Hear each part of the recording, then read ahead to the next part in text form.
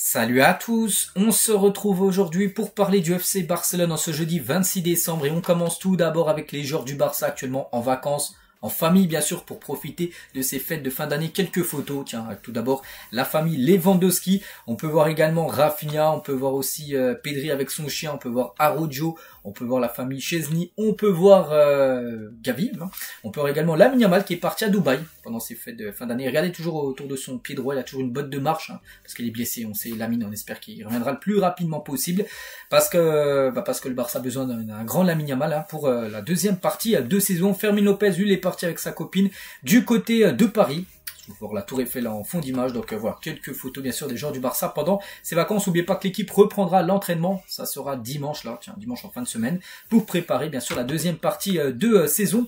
Et concernant les joueurs, voilà, en vacances, tout ça, mais il y en a des joueurs les gars, enfin un joueur surtout, il est venu s'entraîner, c'est lui les gars, c'est Ansu Fati, il travaille dur pendant ses vacances, avec 3 séances d'entraînement supplémentaires les jours de repos. Il a demandé en gros, Hansi Flick s'il pouvait venir s'entraîner. Hansi Flick lui a dit voilà, si tu veux, oui, tu peux, il n'y a pas de souci. Et il vient s'entraîner, il vient profiter des installations, voilà, que le club lui propose, hein, parce qu'il veut faire une grande deuxième partie de saison, en grande Ansu Fati. Donc voilà, il s'entraîne individuellement, en attendant bien sûr le retour collectif prévu dimanche. Hein. Donc voilà, le personnel d'entraîneur soutient pleinement ses efforts avant les matchs cruciaux bien sûr de janvier, où il pourrait lui commencer titulaire lors du prochain match, hein, qui sera un match bien sûr de Coupe du Roi. On va parler de ce joueur, c'est un joueur d'une équipe...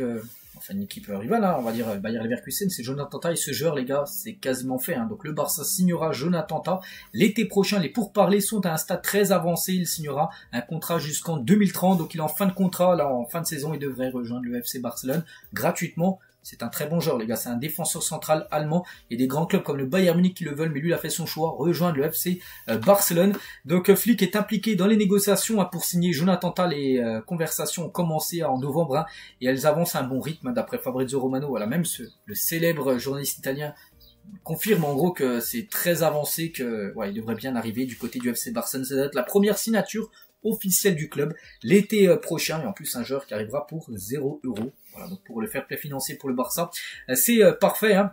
Donc voilà, le Barça veut sceller la signature de Tah en janvier, parce qu'ils peuvent déjà lui faire signer un préaccord. Dire il finit la saison bien sûr avec son club, son contrat, et après il s'engage à s'engager du côté du FC Barcelone, donc il peut signer ce préaccord dès janvier prochain. Jonathan Tah. Et du coup les gars, s'il vient, ça sent le départ d'un, voire peut-être 2 autres défenseurs, parce que tu vas pas jouer avec 10 défenseurs, ça sert à rien d'en avoir trop. Hein. Donc il est très probable qu'Eric Garcia ou Christensen quittent le Barça l'été prochain, car le club est en train de conclure la signature de Jonathan Tah. Voilà, c'est vrai, parce que ça va faire un salaire en plus à payer, donc c'est-à-dire des joueurs qui jouent peu, Eric Garcia, Christensen, du coup devraient être remerciés, vendus, voilà, l'été prochain. On va parler cette fois-ci de Marcus Rashford, hein, parce que depuis quelques jours, déjà on a appris que le joueur, les gars, ne sera pas conservé par Manchester United, il n'est même plus dans les groupes lors des derniers matchs, donc il sera vendu, et le Barça est bien sûr une option hein, pour Rashford, et le Barça est intéressé, hein, donc Rashford a la priorité pour jouer en Espagne, donc en particulier à Barcelone, lui, il aimerait jouer en Liga, et surtout au Barça, hein. Il ne sera pas possible de le signer que si son salaire est réduit de moitié, parce qu'il touche un gros salaire comme à Manchester United, parce qu'il est au club depuis pas mal d'années, donc s'il venait à vouloir rejoindre le Barça, donc voilà, le Barça lui a dit on veut, mais ouais, il va falloir que tu divises ton salaire par 2. Hein. Le Barça n'a pris pour l'instant qu'une mesure à ce sujet, mais voilà, si le joueur accepte une grosse réduction de salaire, eh ben il y a de fortes chances voilà, que le joueur rejoigne l'équipe du FC Barcelone. Et concernant le prix du joueur, parce qu'il est encore sous contrat, hein, donc Manchester est prêt à vendre Rashford pour moins de 40 millions d'euros. Est-ce que le Barça doit se focaliser? Donc il a 27 ans, Rashford. C'est un très bon joueur. S'il retrouve son prime, hein, qu'il avait quelques années, 40 millions d'euros, c'est donné hein, Rashford, mais voilà, il faut qu'il retrouve bien sûr le niveau qu'il avait, comme j'ai dit, il y a 3-4 ans. Et tiens, d'autres joueurs, donc là c'est plutôt des joueurs maintenant qui sont libres, hein, parce que Rashford lui il est sous contrat, mais des joueurs actuellement libres, que le Barça suit énormément, donc Jonathan Tah, où j'ai dit que c'est quasiment fait lui. Donc Alphonso Davids, hein, également fin de contrat avec le Bayern Munich. Enfin le Barça le suit. Il y a également Alphonso Davids, donc Jonathan David est également un attaquant de Lille. Hein. Il y a aussi Kimmich, Mohamed Salah qui est aussi suivi par les recruteurs du FC Barcelone, et Thomas Partey. Voilà, parce que le Barça veut faire des coups intelligemment sur le mercato en faisant venir des joueurs libres. Donc t'as pratiquement fait. Il y a peut-être deux autres joueurs qui pourraient faire également la même chose. Des nouvelles concernant Victor Roque, ce joueur du Barça prêté, on sait, à l'équipe du Betis Séville. Le Barça a pris une décision. Le Barça vendra Victor Roque, il est prêté actuellement par le Real Betis. Ils le vendront. Soit le Betis Séville lèvera l'option d'achat, soit il partira ailleurs. En gros, le Barça n'a pas l'intention en gros de faire revenir l'attaquant brésilien l'été 2025. Mundo Deportivo aujourd'hui le plus valorisé, et c'est Marc Casado. Et tiens, on va revenir avec quelques déclarations du milieu espagnol. Donc je vois que le Barça se bat pour tout. Je crois que nous avons ce qu'il faut pour viser grand, bien sûr. La clé est de corriger les erreurs qui nous ont fait mal lors des derniers matchs et d'identifier ce que nous faisons mal pour nous améliorer, bien sûr. Parce qu'on sait que les derniers matchs n'ont pas été bons. N'oubliez pas que le Barça reste sur 3 défaites d'affilée à domicile. Et là, la nouvelle année, tu pourras pas enchaîner des mauvais résultats. Il va falloir bien sûr gagner. Donc pour la nouvelle année, je demande des titres. Avec le Barça, il s'agit toujours de viser haut. Et je pense que nous pouvons réaliser de grandes choses si nous corrigeons bien sûr nos erreurs. Chaque équipe connaît des hauts et des bas. On savait de toute façon début de saison, quand le Barça a enchaîné 10 matchs, les 10 premiers matchs de Liga, 9 victoires, 1 défaite. On savait qu'il y a un moment dans la saison, ça allait être plus compliqué, que les résultats allaient être beaucoup moins bons. Là, c'est la période là. Donc il y a toujours des hauts et des bas lors d'une saison. Actuellement c'est un bas. Donc il a dit, nos récents résultats en Liga n'ont pas été ceux que nous attendions, mais nous savons ce qu'il faut qu'on change. Et nous le ferons, être plus finisseurs, parce que dans la qualité des matchs contre l'Atlético, c'était une belle rencontre. Et voilà, la finition n'a pas été là. Et c'est dommage. Jouer aux côtés de Pedri rend tout plus facile. C'est un joueur de classe mondiale, l'un des meilleurs à son poste. Et je suis reconnaissant de partager le milieu de terrain, bien sûr, avec lui. Il parle aussi de Lamine Yamal, son ami. Donc m'a surpris la première fois que je l'ai vu. Même en Youth League, vous pouviez voir sa qualité et son potentiel. Il joue avec beaucoup d'enthousiasme et d'habileté, bien sûr. Lamine. Toujours avec Casado, après des années difficiles en Ligue des Champions, nous abordons chaque match avec beaucoup d'enthousiasme. J'espère que cette année, nous pourrons aller jusqu'au bout. C'est vrai que la Liga, actuellement, c'est un peu compliqué, mais la Ligue des Champions, pour l'instant, tout va bien. Mais pas que le Barça est quasiment déjà qualifié pour les barrages, ça c'est sûr, mais quasiment qualifié même pour le top 8. Ils sont deuxième derrière Liverpool.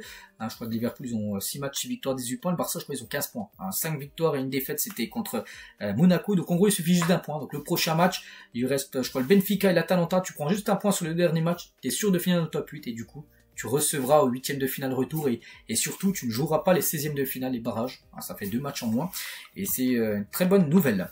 Flick me demande de rester bien positionné, de jouer intensément et d'organiser l'équipe. Quand les choses ne vont pas, je lui parle de ce que nous pouvons ajuster pour bien sûr nous améliorer. Cette année a été pleine de beaux moments et de défis, du chagrin d'amour avec l'équipe réserve à devenir un titulaire. Pourquoi il parle de l'équipe réserve? Parce que l'équipe réserve a loupé la montée en gros. Ils étaient en 3e division, ils ont loupé la montée pour la 2e division sur un match de play-off en fin de saison, donc il était très déçu. Voilà, du chagrin à plein de beaux moments, parce qu'après il était quand même promu en équipe première, maintenant c'est un titulaire indiscutable, c'est fou. Donc et il joue maintenant aussi pour l'Espagne, donc tout est formidable là depuis le début de saison, on peut dire pour Casado, tout s'est accéléré. Le meilleur moment avec l'équipe première a été la semaine de Séville, du Bayern et de Madrid. Le Barça bien sûr a enchaîné 3 victoires.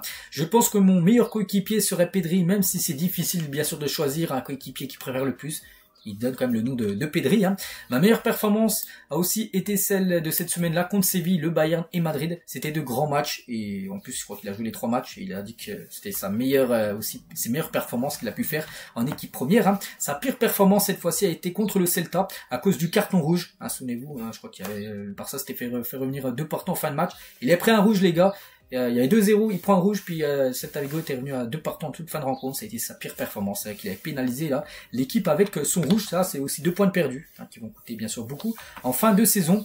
Et j'ai affronté beaucoup de grands joueurs, mais je ne sais pas qui serait l'adversaire le plus coriace qu'il a pu affronter dans sa jeune carrière. Et le stade le plus impressionnant dans lequel j'ai joué est celui de Borussia Dortmund. Il y a à peu près 2 semaines. Il m'a vraiment marqué avec ce mur jaune et les supporters bien sûr de Dortmund qui mettent beaucoup d'ambiance. Donc voilà, c'est le stade pour l'instant qui l'a le plus impressionné. Bon, il va jouer encore dans beaucoup de stades tout au long de sa carrière. Si je marque un but, je le dédie à ma famille. Voilà, c'est sûr. Et si je devais décrire Hansi Flick en un mot, je dirais travailleur acharné. Et voilà, on finit avec cette déclaration en gros de Marc Casado. Aujourd'hui donc, voilà les gars ce qu'il y avait à dire. J'espère que ça vous a plu. Donc nous on se retrouve demain les gars. N'oubliez pas que demain est vendredi. Quand on sera demain, après-demain, ça sera déjà le retour à l'entraînement. Pour les joueurs du FC Barcelone, je vous souhaite une très bonne journée et à demain.